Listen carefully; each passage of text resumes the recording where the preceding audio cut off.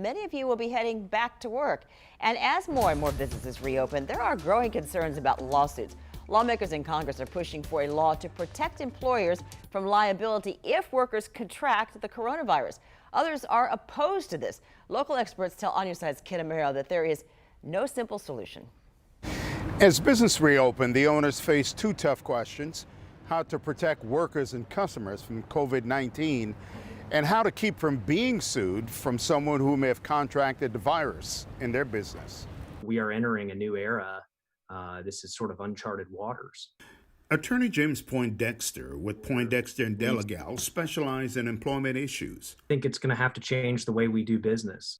After 2 months of watching the number of positive COVID-19 cases go up, along with the number of those who died, the pandemic has already changed the workplace for many.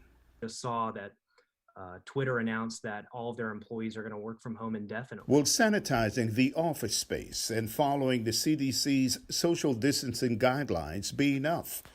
For example, take the person who owns a gym. They are going to be held to a standard of care for their customers, and that is whether or not they acted negligently. Poindexter says for employees who feel they've contracted the virus at work, their legal remedy begins with the workers' comp law. With customers, however, it is different.